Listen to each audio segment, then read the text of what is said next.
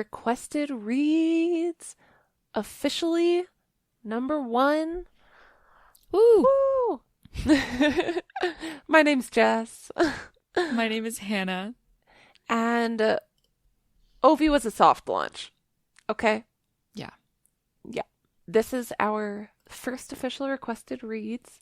And this is something that we have wanted to do for a long time. By a long time, we mean like 3 months. And so we want to try to do this every month as just like a short bonus episode, not a full length. They'll definitely be sporadic. Definitely no set release dates. However, we think it's really fun to, read the books that you guys like. See what's poppin'. Yeah. And I also thought that it would just be a good way to interact with our listeners a little bit more. Yeah. And maybe make some friends and hang out and feel like you guys are a part of this. Because you are. All the time. Oh, absolutely. It would not happen otherwise. Yeah. With the requested reads, though, I feel like it just brings that extra level of connection, especially like no friendships are formed faster than when you've read and loved the same book. True. We're very excited. I would like to aim to release one at the end of each month. We'll see. Here's #1. #1 is The Yellow Wallpaper by Charlotte Perkins Gilman. And this was requested by Tanner on Instagram at Tanner_Wombat. Wombat. Sorry, Tanner. Sorry, Tanner. Yeah, that was going really smoothly until right then. Yeah. Mm-hmm. Anywho. Yeah. This is a short story from, I believe I read 1892, 93. Somewhere in there. Sounds about right. Yeah, 130-ish years ago, approximately. So basically, here's a little rundown of it, okay? There is spoilers here. So if you haven't read a total of 21 pages and you don't want spoilers, maybe just like pause here, go read it really quick. It'll take you like half an hour and then come back, okay? It's 75 cents on Kindle. It's not that hard. Please read it. No. please. No shame if you don't, however. It's a quick read. It's a lot of fun. But in case you don't want to do that, here's the summary. So basically, our main character, she's kind of nameless for most of it. It's first person POV, and it's from the perspective of this wife. And something happened to their house, so they're staying at this like boarding room, and they're in the very top floor of this boarding room, and it just so happens to have the ugliest wallpaper in earthly existence. Okay, it's wretched. It's got a terrible pattern on it. It's like this old mustard yellow. Okay, it's peeling. It looks like someone's tried to tear it off in some parts. It's just nasty wallpaper. Okay? And the wife in question, according to her husband, who is a physician, his name is John, he thinks that his wife, well, that she's ill, but she's not really ill because it's all in her head. It's her own doing, okay? Because of course it is. She's a woman. It's 1892. It's her fault. And so he prescribes basically bed rest for depression because that'll make it better. They refer to it as nervous depression. So I think it's just like some sort of like depressive episode, maybe some anxiety because, hand in hand comorbidities. And so basically, yeah, she's just stuck in this room all of the time. The wallpaper is really freaking her out. She thinks she sees it moving and like swirling as the light changes. Like it's this whole thing, and it's really getting to her. And it's getting to the point where she's awake all night just so that she can watch this wallpaper change throughout the lighting changes and she finds herself sleeping during the day more, so like really going through it. And she starts to see almost like there's a pattern behind the pattern. So it's like there's a pattern in the front, in the foreground of this wallpaper, and then there's something behind it that seems like it's sort of shifting. Okay.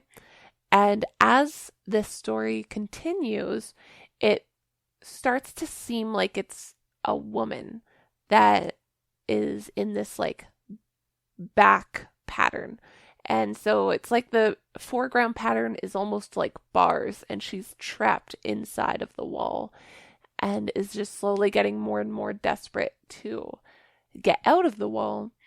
And so our main character, she is starting to see this woman everywhere.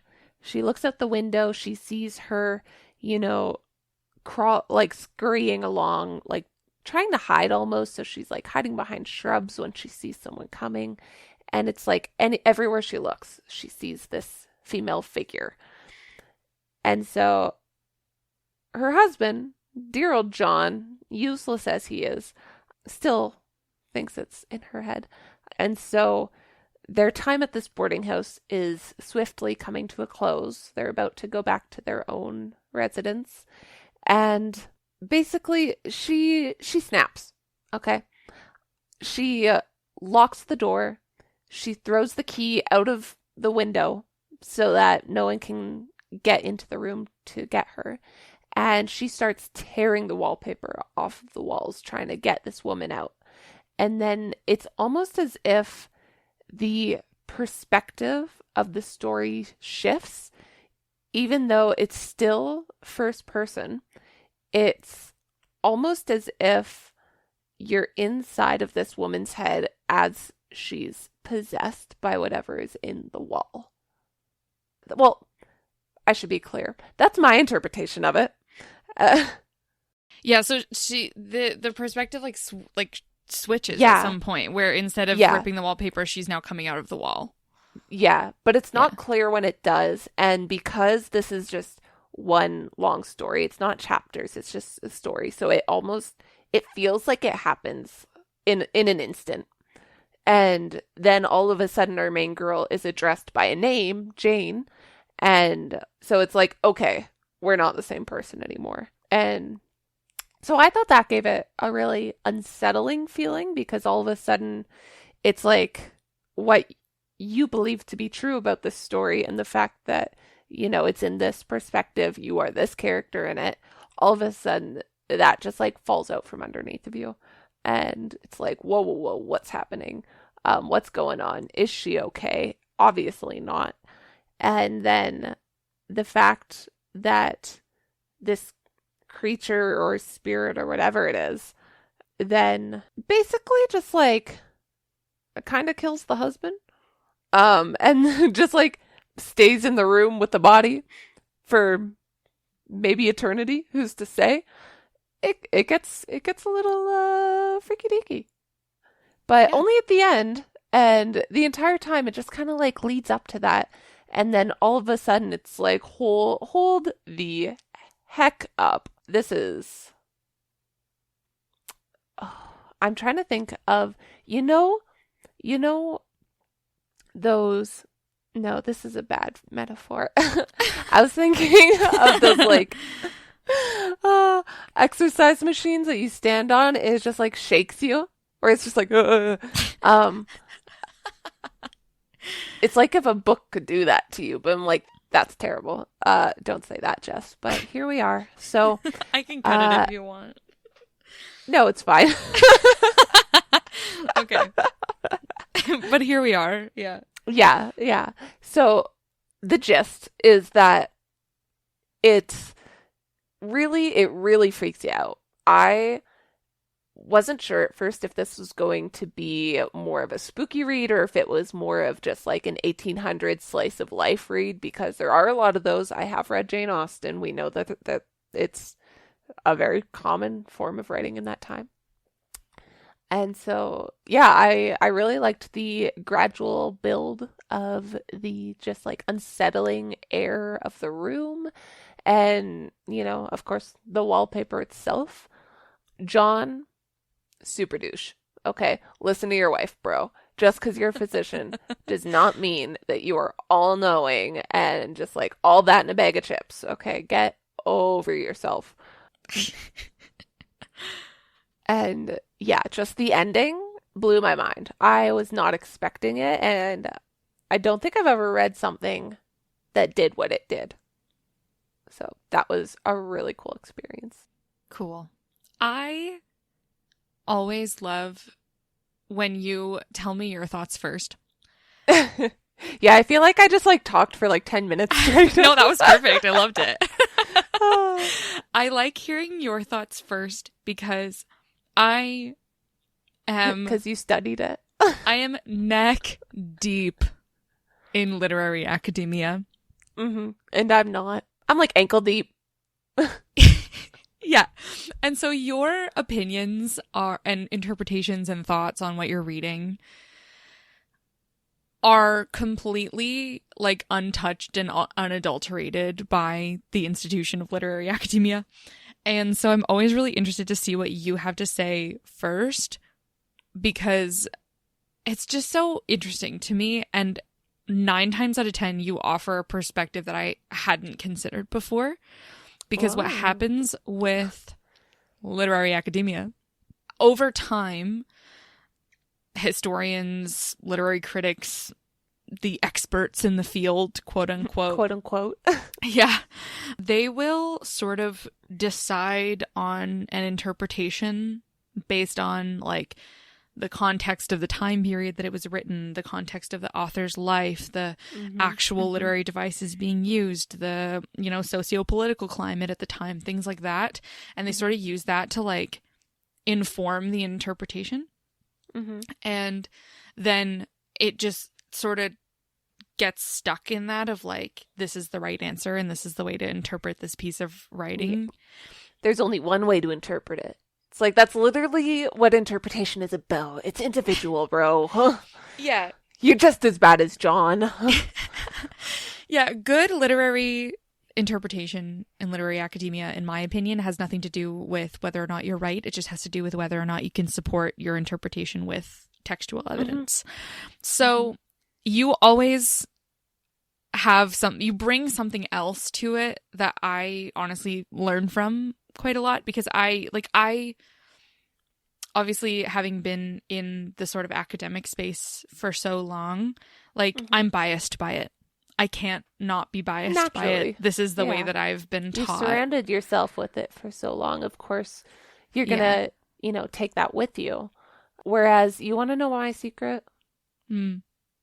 It's all just brain empty vibes. Yeah, and it's so cool.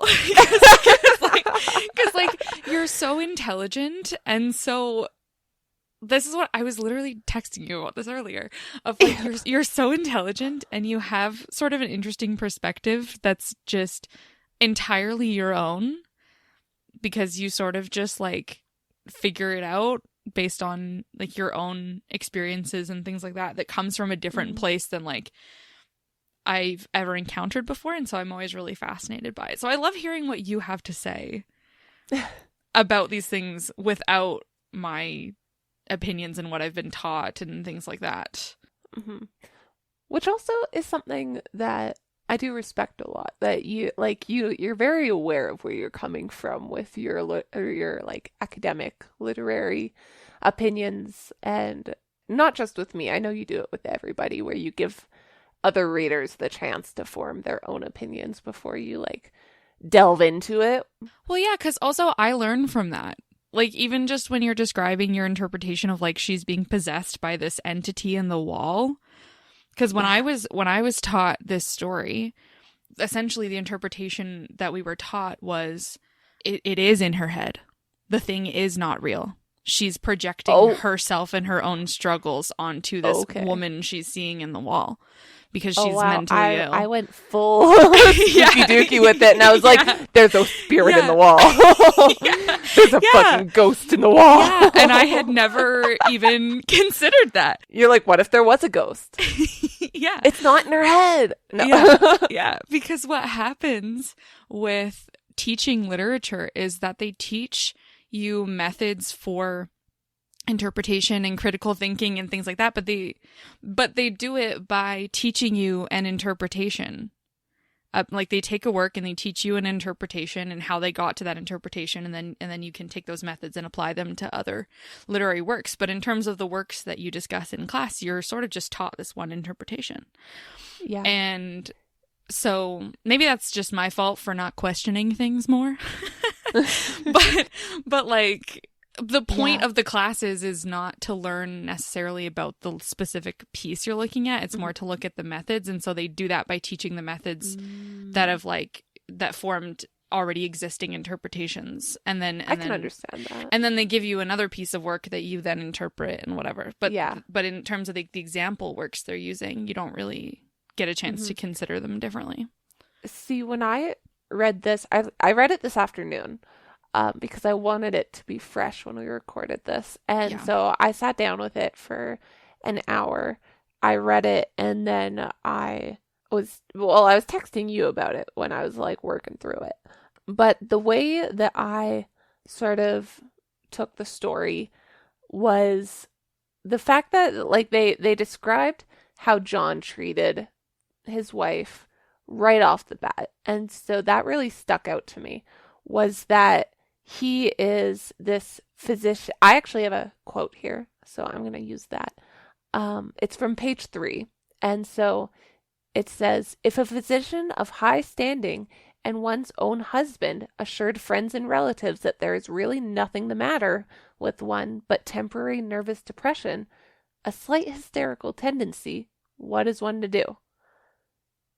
Or she's going, well, my husband, who's a doctor that's well respected, says that it's all in my head, and he's telling all of my friends and family that it's all in my head, so I must be making all this up.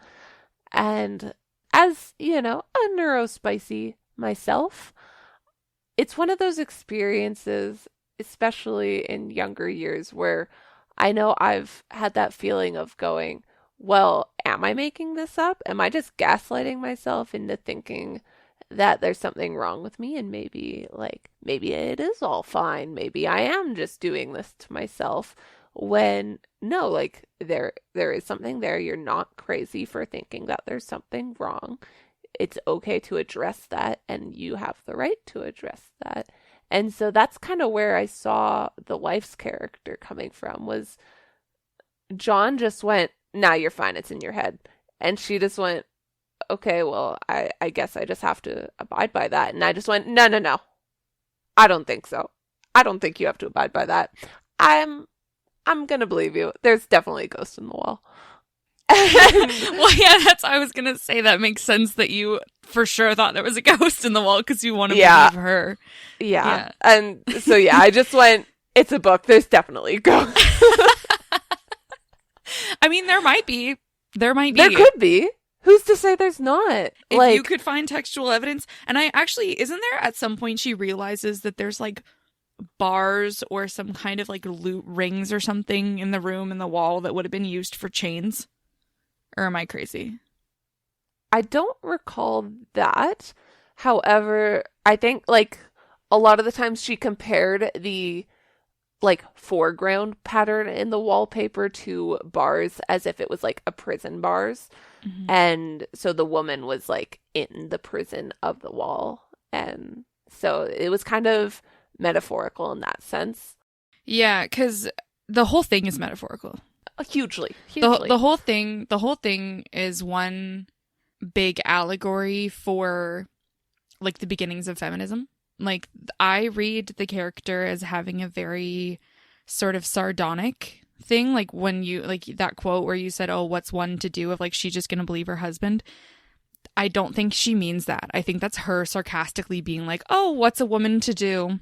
Yeah. Because, like, she's bitter that, like, that's her position, and, like, she can't do anything about it. And so, no, I definitely took it as, like, bitter as well. Yeah.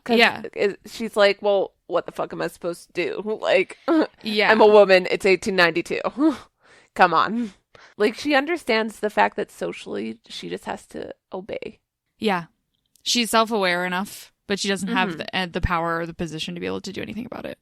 Exactly. Yeah. Yeah. So, yeah. So, like, the way that I sort of read this at the time, and this was also with the context of like sort of when this I've talked before about the new woman versus true woman thing. Yeah.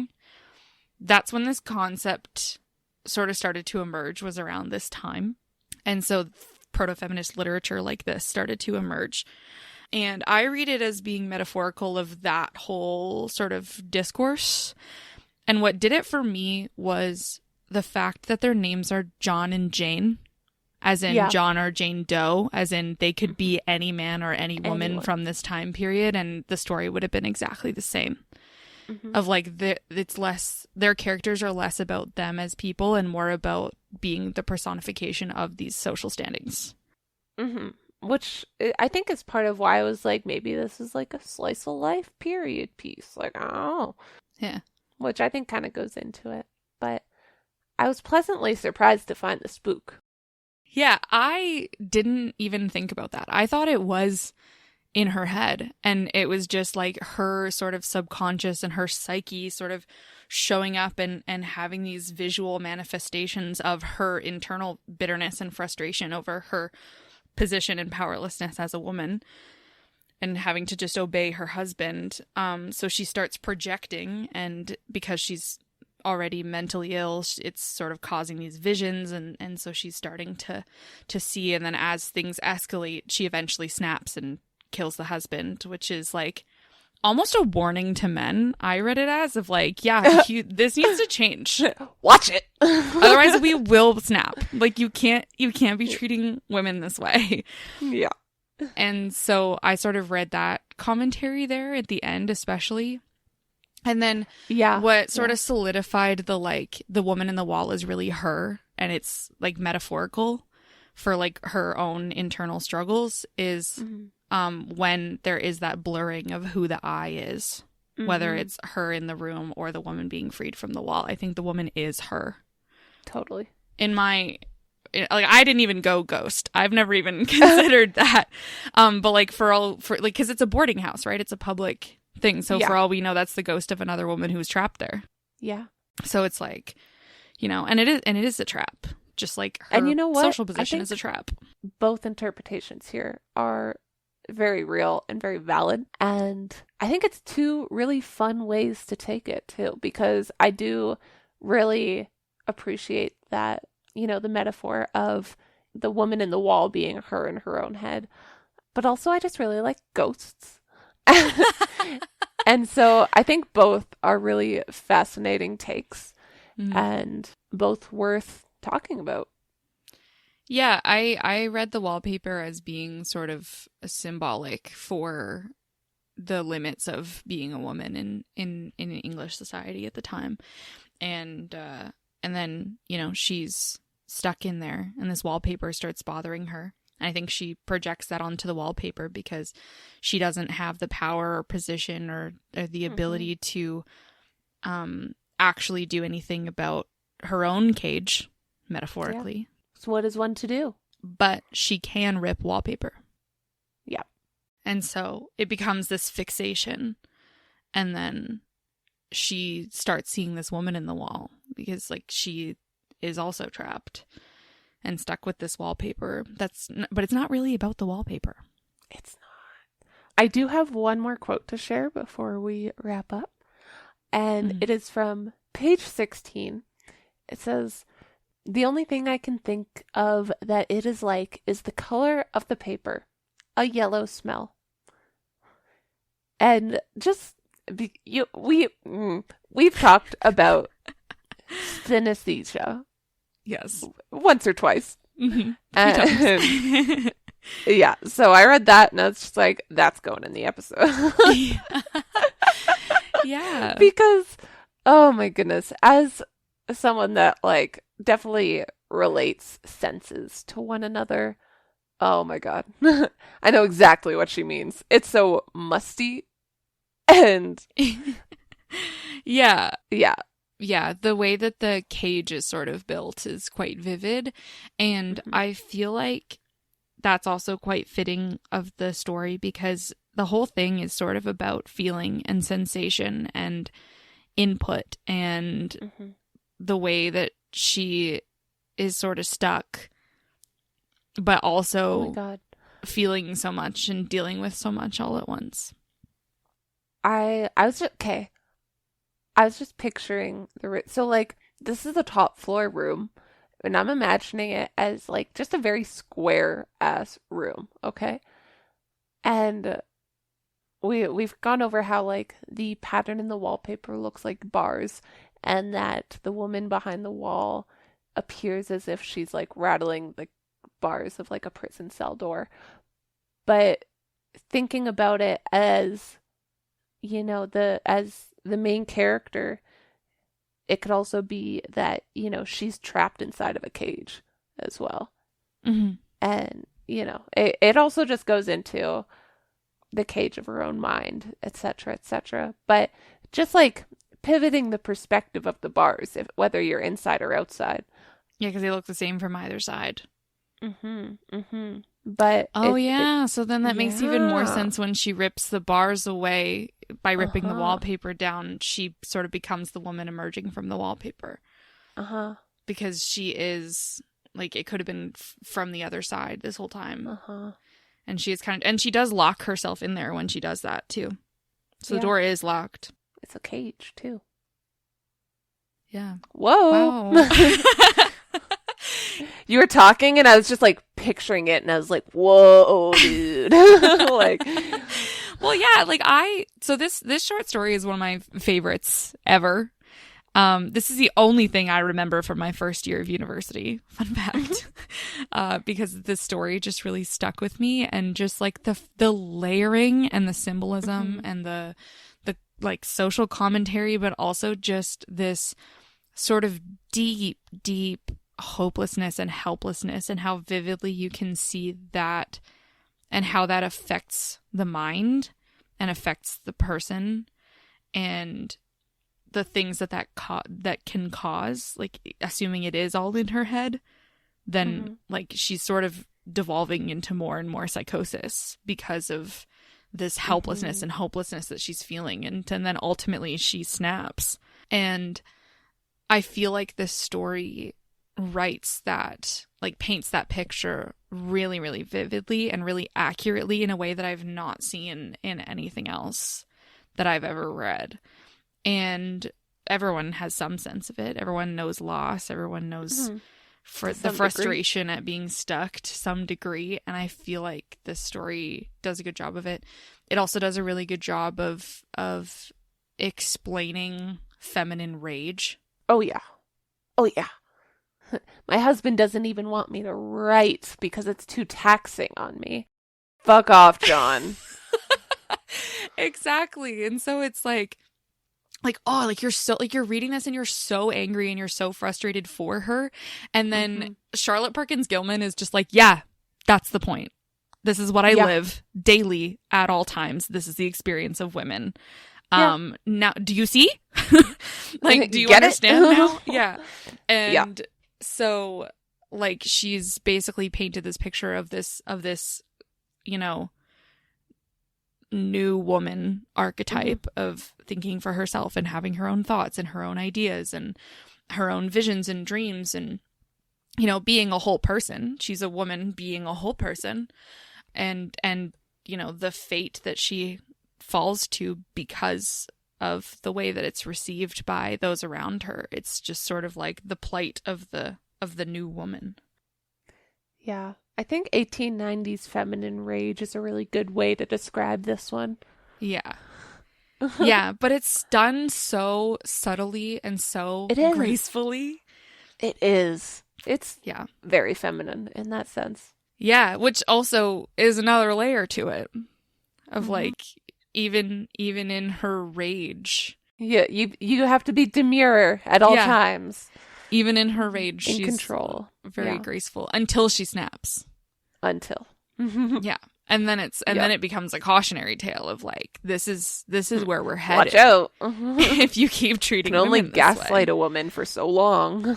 Yeah, exactly. Before she does actually lose her mind, and then you lose your life. Yeah. Watch out.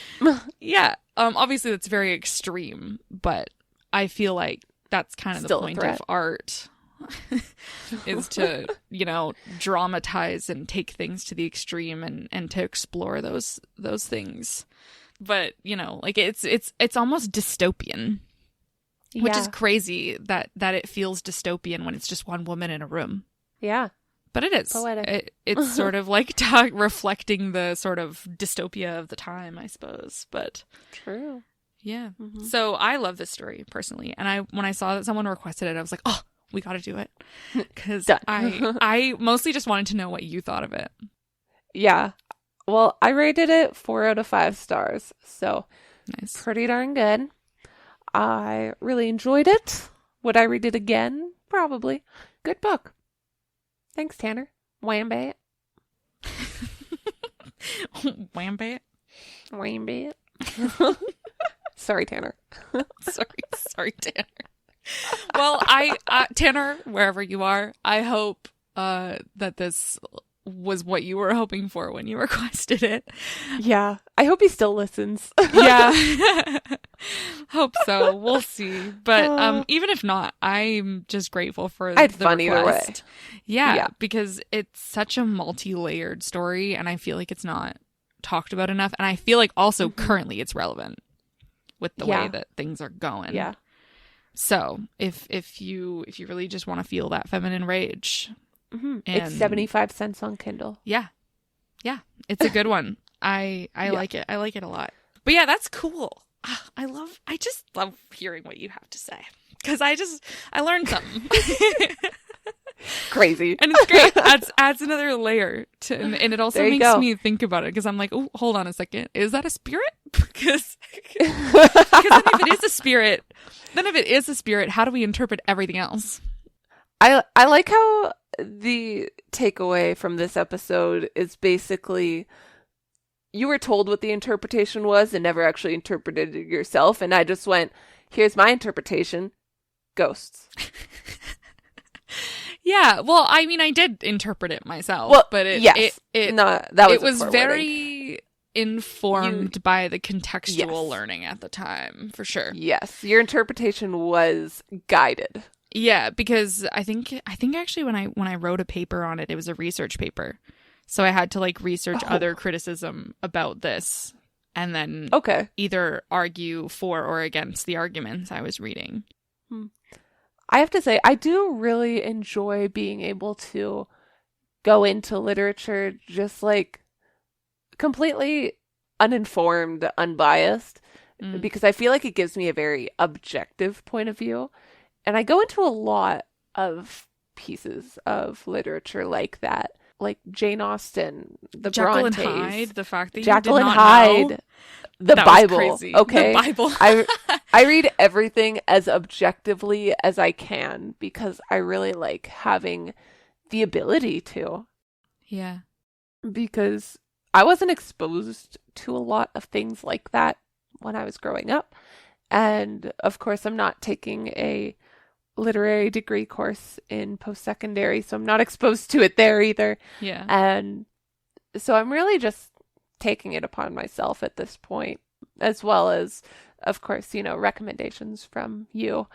And so, yeah, I feel like I'm in a really interesting position to be able to do things like this. Yeah, because I feel like that's also partially why I wanted to do this show with you in the first place, is because you are in that position. And so your unadulterated interpretations sort of add to my learning and interpretations and what I know about the context of the pieces. And then so that fills that in for me. And then I have the contextual knowledge to tell you the history and the authors and the influences and things that went into the piece. So then that also informs.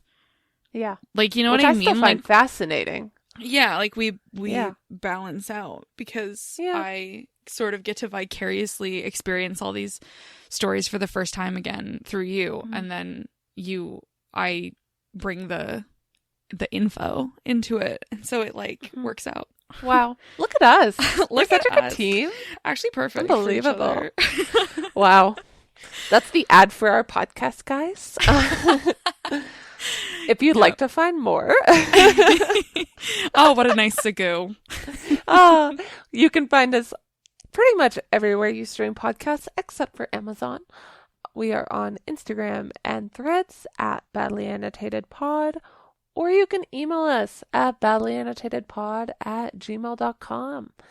And all of our links are available through the link in our Instagram bio. And with that, spooky wishes, kindest regards.